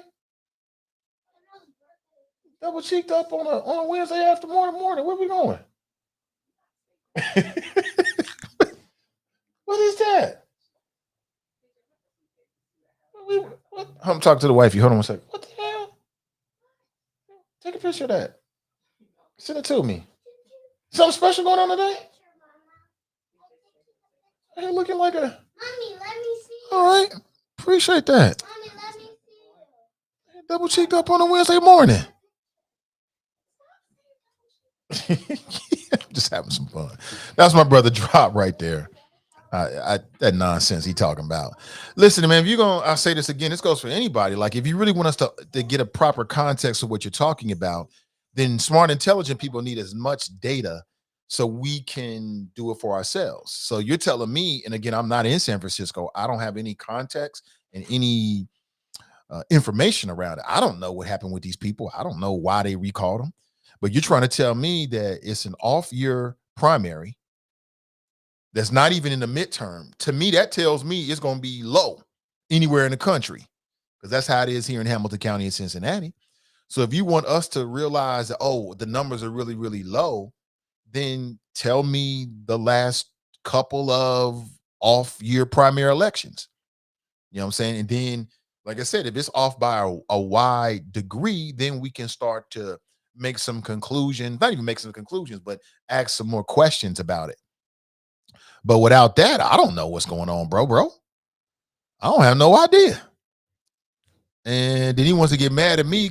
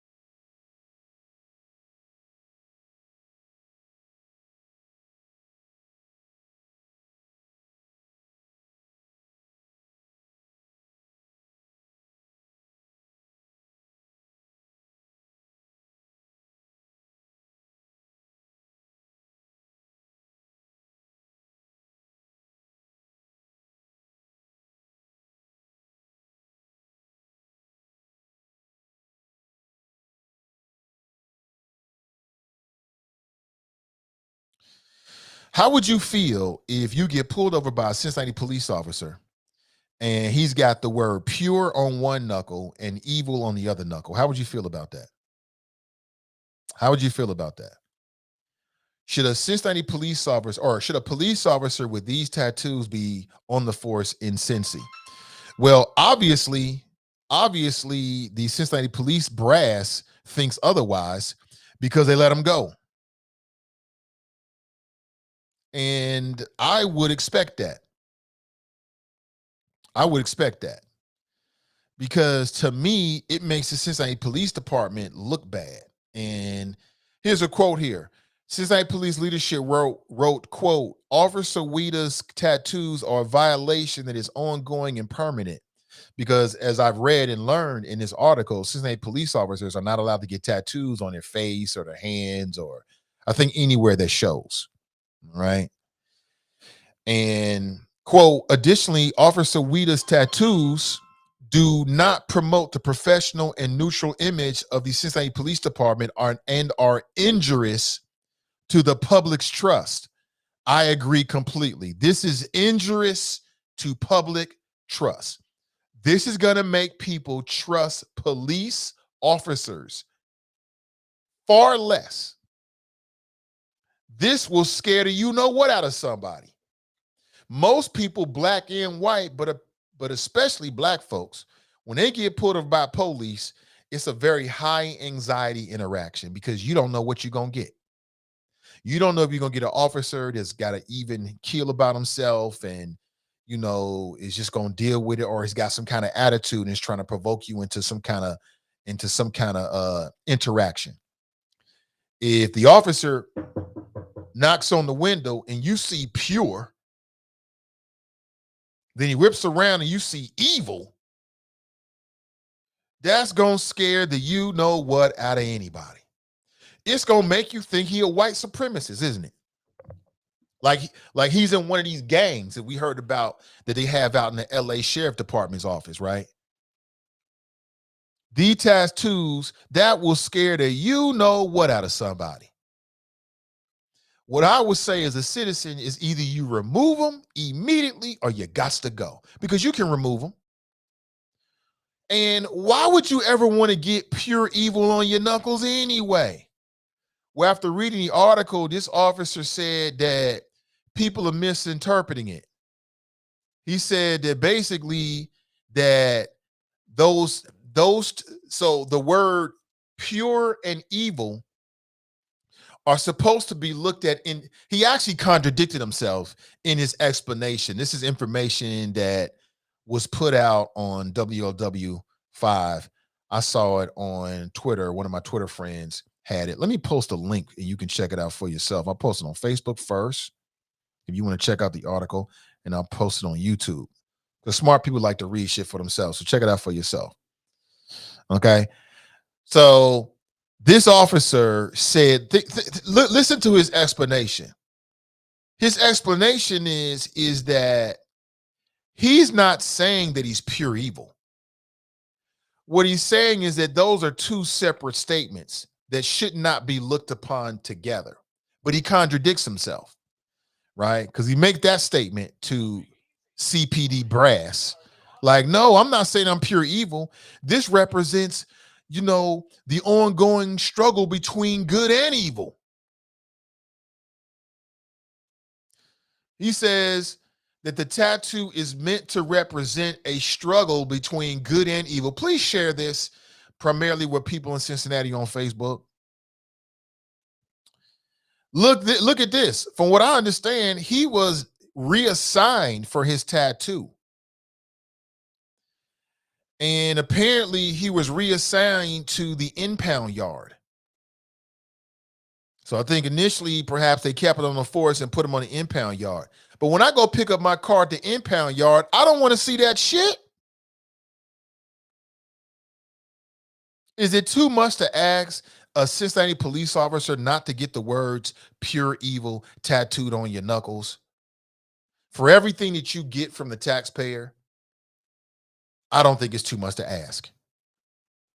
And this guy is, number one, he knows what the rules are. You do this anyway. Now, sidebar, let me make a point here since we're talking about the Cincinnati Police Department. And you can hit me with direct message or tell me if you got any information or you're hearing something. But I'm hearing some not so good things coming from the Cincinnati Police Department about the interim police chief, Thiki. I'm hearing some not so good things from the Cincinnati Police Department, primarily coming from the non-white officers, about morale as it relates to the new interim police chief. You know what I'm saying? I done seen a few documents too. It ain't looking good. I'll leave it right there. That's all I can say. I'm not sure. I know many people here are connected to Cincinnati. You might have heard something, but it ain't sounding good. I'm not saying this is coming from everybody, but let's just say you got some folks that feel they got some issues with the new interim police chief, Thiki. So remember, you heard it here first. Okay, now back to this. So apparently during his disciplinary hearing, Officer Weta said that he would not have the tattoos removed due to the cost of cosmetic surgery. Oh, so now as a tax-paying member of Cincinnati, a citizen, I got to deal with this because you did something to your body and you ain't got enough money to get it off.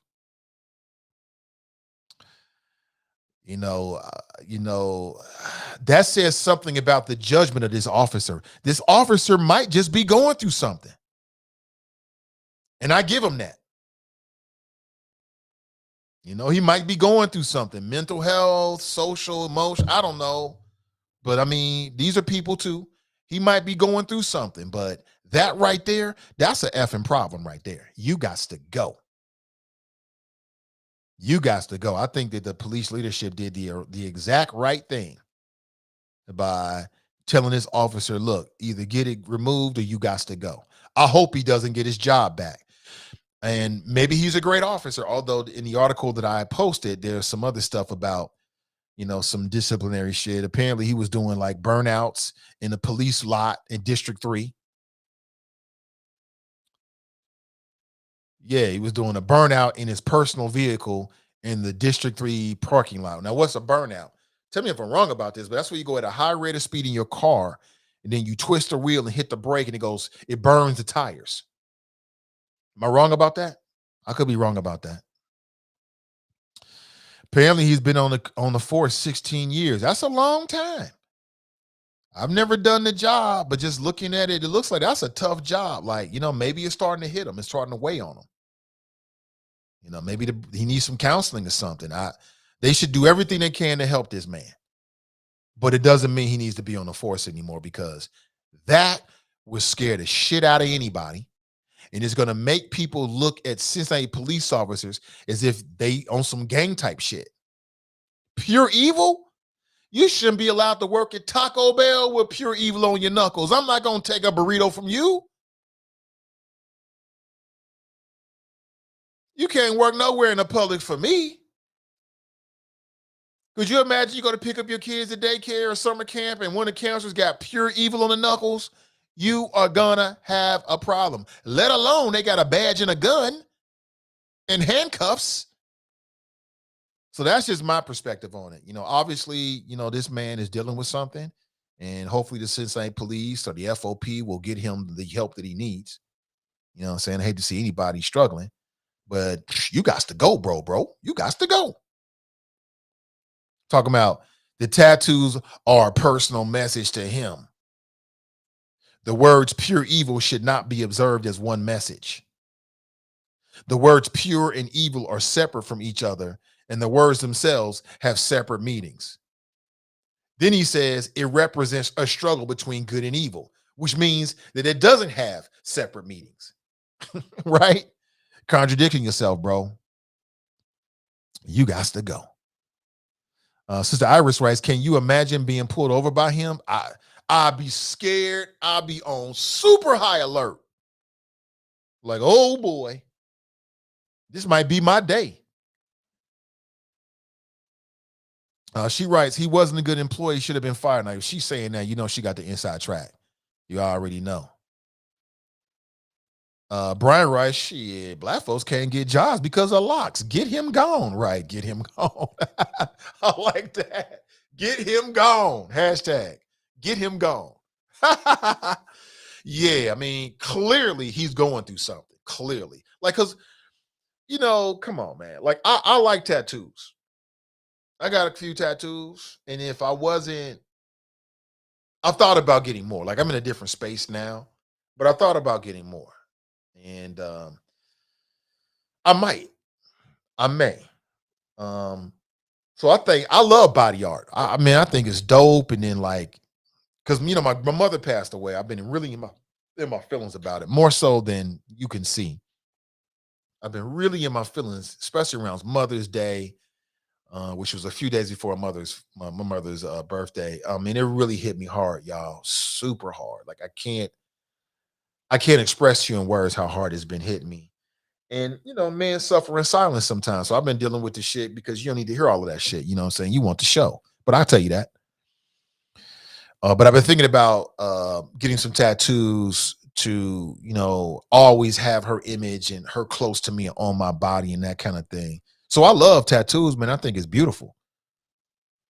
I've seen some people with tattoos. It makes me think they don't like themselves and they don't think they're attractive. So they're trying to make themselves create body art on themselves to make themselves feel good about themselves. I've gotten that impression sometime, and that makes me sad. But I don't know what this dude is going through. Like, and what's the rest of those tattoos? Like, what What is that? It's like a what is that? It's like, I don't know what that is. And you just had to know that this was gonna cost them. You know what I'm saying? You just had to know that this was gonna cost you. You know, you're a police, you represent the Cincinnati police force. It's bigger than you. It's not about you on some levels. It's about the city. Just imagine you got some people from out of town. They come to Cincinnati for the first time. They have an auto interaction with this guy. David writes devil horns. David, shh. You might have hit the nail right on the fucking head. Talking about some pure evil. You are a representative of the city of Cincinnati to people who are not from Cincinnati. People coming to the city for the first time, they had an interaction with you. What you think they're going to do? They're going to be like, man, don't go to Cincinnati. Because I came across an officer who had pure evil tattooed on his knuckles. People won't even believe it. Like, nah, I don't, you exaggerating. Are you sure you saw what you think you saw? They wouldn't even believe it. You can't have that. We can't have you doing that. It's just bad for everybody. And he should have known that. And that's why I say clearly something's going on. Clearly something's going on with him. I hope he gets the help that he's looking for. You know what I'm saying? Most definitely. 513-873-7134 if you want to share your thoughts today. Today's show is brought to you in part by our friends over at Wing Champ. Undisputed champion of all wings. You can also get your Creamalicious brand ice cream. That's been in the news. Of course, that's the brainchild behind that is a local Black female entrepreneur, right? So you can enjoy your Creamalicious ice cream. If you're looking for a good place to go for lunch today, or maybe dinner, or over the weekend, consider Wing Champs. They're out in on Sharon Road, East Sharon Road in beautiful Sharonville, Ohio.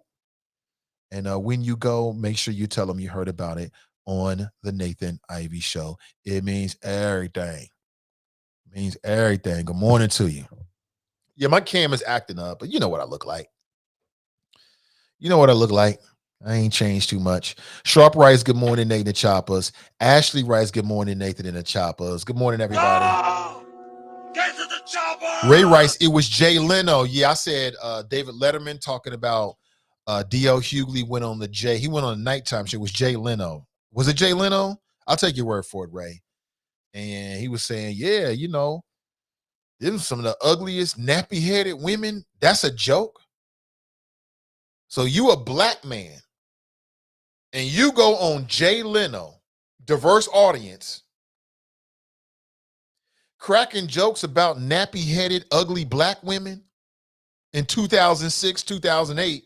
Now flash forward and you want to use the black woman card because Monique is carving your ass up.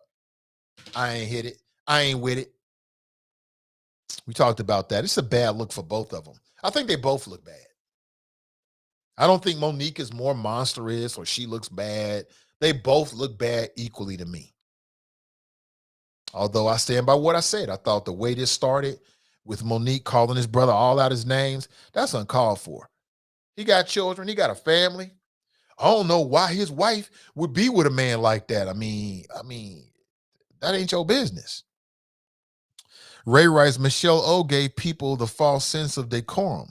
With that, you go low, we go high. Yeah, we knew that was a bunch of BS.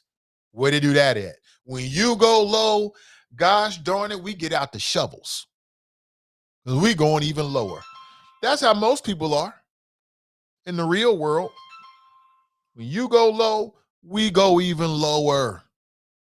Ray writes, the powers that be sitting back, rubbing their hands, grinning like a chest-tired cat all the way to the bank. Karen Bass got her hands full. London, the mayor, gets to pick. Right. You know, I Drop's trying to make this point, but it didn't make any sense. Just think about what this brother just said.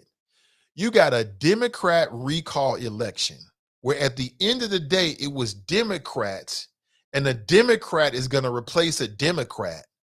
But he wants us to believe that this is an example that Democrats don't support Democrats. It just didn't make any sense, bro. It made no sense. But Drop is so desperate to bring down the Democrat Party. Okay, if that's what you want to do, I get it. But for me, where the critiques are necessary, then they should be given. But it seems like he's going out of his way to make points about this. And we'll see what happens. And we already know, like, are you going to revel in the cynicism, or are you going to try to bring something to it? You know what I'm saying? It seems like he wants to revel in it for whatever his reasons are. But let's go to the phones. Good morning. Welcome to the show. What's up, Nate? What's going on, brother? I'm doing well, Daryl. Good morning. On this fine Wednesday. To your point,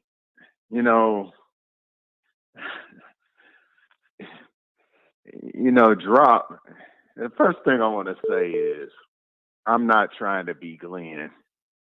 I don't even think you perceive I'm trying to be Glenn. I'm not trying, but I'm just gonna be me. I'm gonna do me. So I'm gonna remain consistent in that. And for Drop to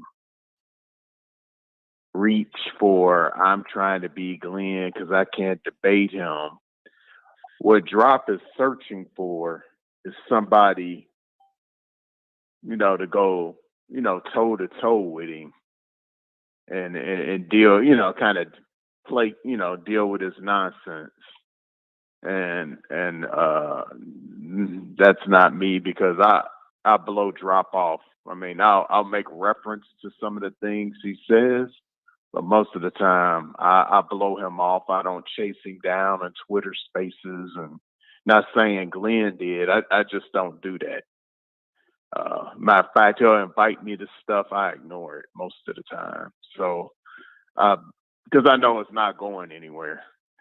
And I don't have the time to do that. I like to talk, but like I said, I'm not on that level like Glenn. That's a different level. So that's what I want to say. Out of respect to Glenn, I'm not trying to be Glenn. And Drop, you need to stop making references that I'm trying to be Glenn. The second point I want to make is, once again, Drop cannot stop using antebellum language to describe people that either support the Democratic Party or Democratic adjacent that goes against his views as a black not Democrat, which is, I guess, right-wing Republican. I don't know what that means, but I guess that's what that means. So, Drop, when you clean up your language and refer to people, just either by name or just say supporters of the Democratic Party, fine, and then go from there. But to use antebellum language, again, he's playing into that FBA, ADOS, and all the other little subgroups that don't even understand basic civics, man. They don't understand. They talking about I want no vote, no reparations, no vote. I'm like, how are you going to get reparations? Nate, can you hear me? Hello? Yeah, I hear you. Oh, okay. So, they don't even understand basic civics. Like, how you going to get reparations when the Supreme Court is 6-3 conservative? How are you going to get reparations when you don't have a filibuster-proof majority in the Senate? Those are basic. That's basic understanding of civics, and they don't get that. They think you can executive order everything through. They think that, just because we have one more vote, we should be able to get it through, and it don't work that way. And so, he's once again he's gaslighting, and he's saying, well, there's a lot of disaffected, black young adults that are, with the Democratic Party. They're disaffected. Well, I mean, yeah, they may not be enthusiastic. They may have issues. I think everybody in the chop shop that supports the Democratic Party could come up with a critique of the Democrats, even yourself and myself. I mean, that's neither here nor there, and neither here nor there. And then for him to use the what was it, the San Francisco attorney? I mean, what was it, the San Francisco? Was that a District attorney prosecutor or district attorney? Right. To use that race as a litmus test. I mean, drop. What we know as Democrats, I'm gonna just clue you into something. Democrats infight all the time between the far left, the moderate, and the centrist Democrat. I see that every day on Twitter between the Bernie Bros and the K Hive, what used to be the K Hive, and they going on and on about Connor Lamb and John Fetterman in Pennsylvania. I mean, that's a intra-party fight. That don't mean that the Republicans are, somehow they're going to get that district attorney spot in San Francisco. Get real, bruh. I mean, to come in here and say this is a litmus test and say all this nonsense again. I mean,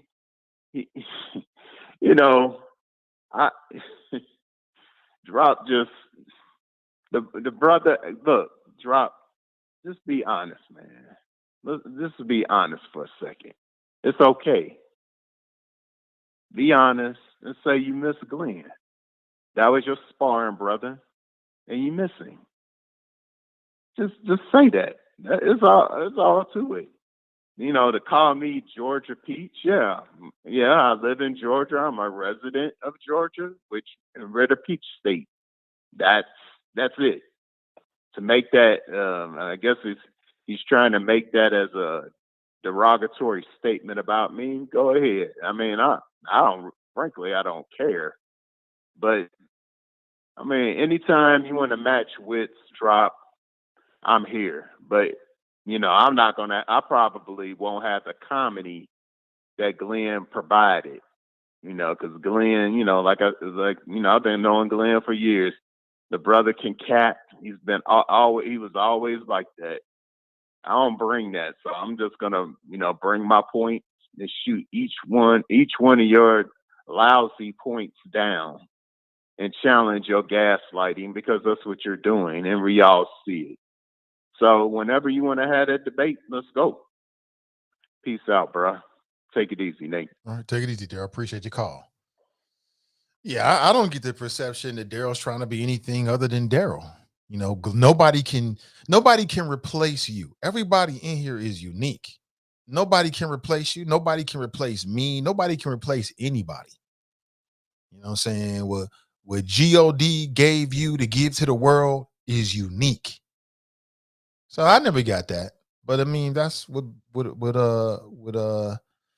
Drop wants to say. I mean, can't stop him, but I don't think it's accurate about Daryl at all.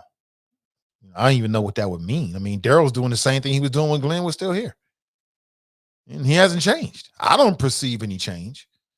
But, people say what they want to say. It is what it is. It's a talk show. You can get it in. Yeah, I can understand you missing Glenn, too. I miss Glenn. Most deaf. You know what I'm saying? You had a unique voice, for sure. And I'm sure you miss your sparring partner. We all get it. We all get it. Most definitely. Tracy writes, Monique and DL, wow, help the black community. Go make your money and talk.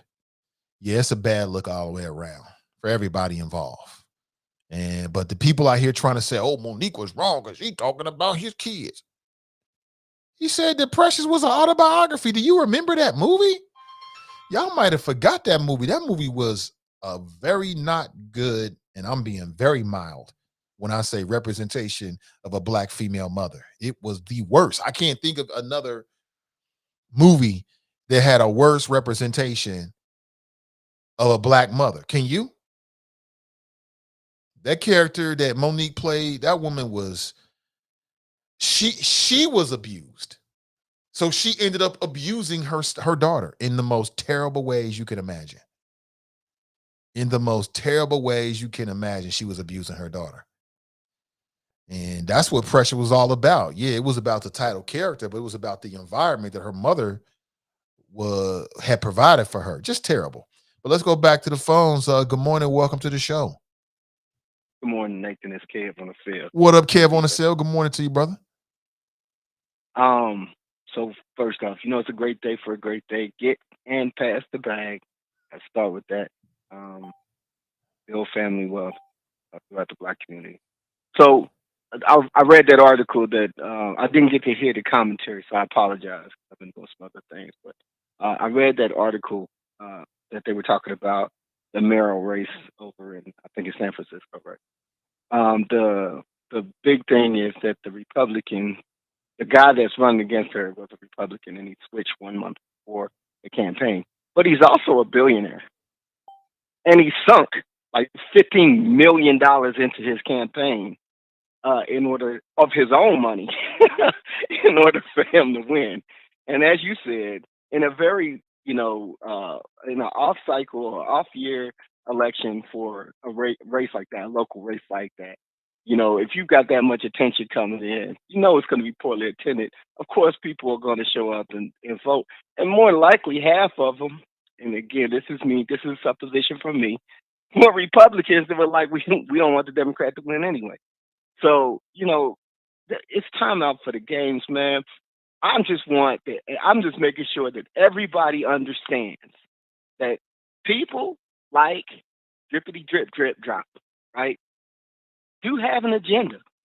And if they can fool you, much like the gentleman probably out there in San Francisco, into thinking that that they are some kind of on the fence, libertarian, whatever, who, are not basically entrenched in making sure that this president fails, that's what they're going to do. I'm so tired, man. I'm so tired. There's been absolutely no coverage about all of the bills and executive moves that the president made over the weekend. Nobody ain't said nothing. There's so much stuff going on, man, that I'm cracking up. People are talking about it's the president's fault that they ain't making baby milk. When did the president start making baby milk, Nate? Right. Right. You know what I'm saying? Like, he's a man, first off, so he's not producing any. For the folks out there that are for the lactation specialists that are out there, he ain't about to produce none from his own body. Never gonna happen. Not gonna happen. And I don't know that he runs any company that makes baby milk. So how could it be? Well, he should have known. He should have known what? He should have known that a laboratory was going to have some babies, and this is the sad part, pass away.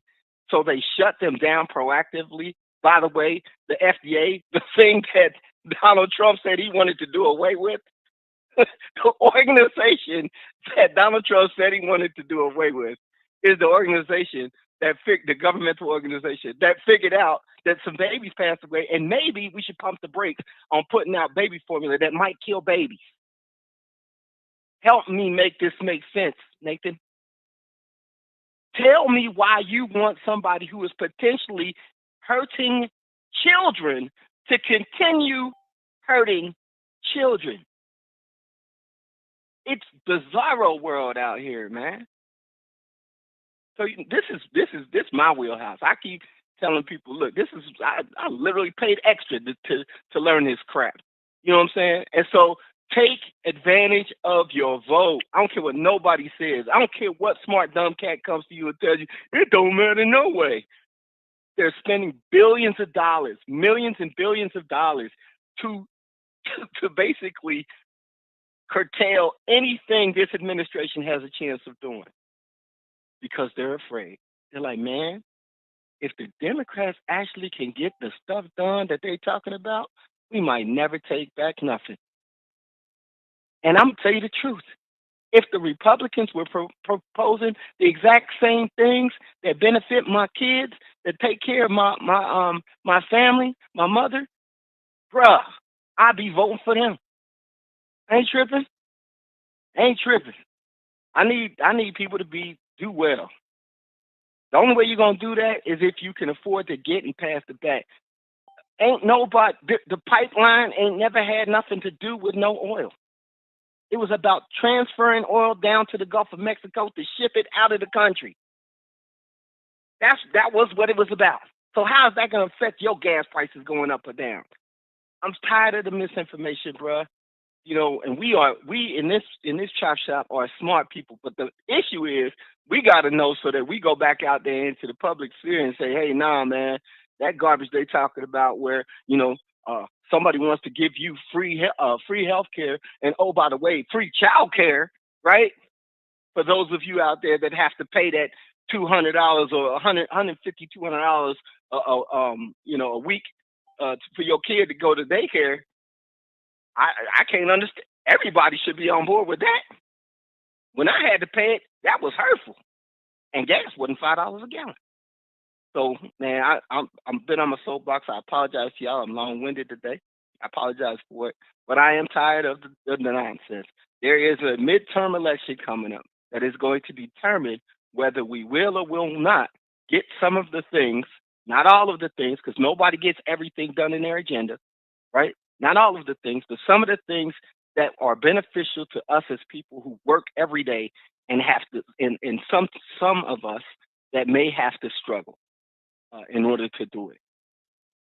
And even though I honestly am not in that position, I know many people that are, and I don't want them to struggle if they don't have to.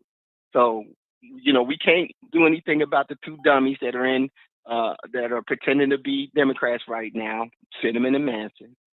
We know who they are.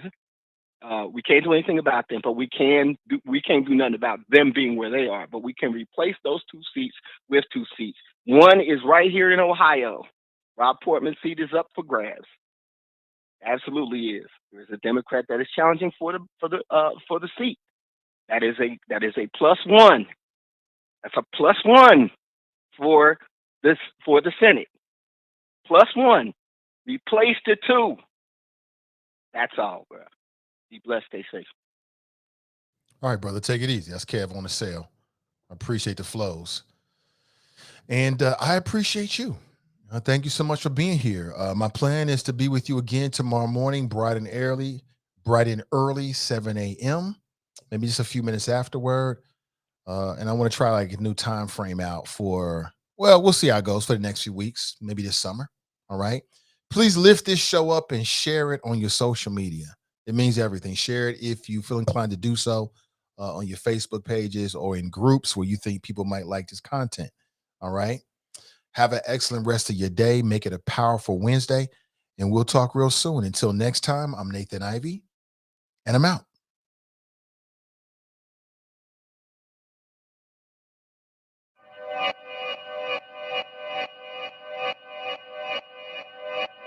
Yeah. Talking to my mirror like I love you so much. Curving on my critics like I heard you, so what? You can't kill my confidence, I think I'm the man. Tally all the I ever gave on my head. Lately I've been living like I can't take a loss. They ain't wanna help me, that's what made me a boss. You can't kill my confidence, I think I'm the man.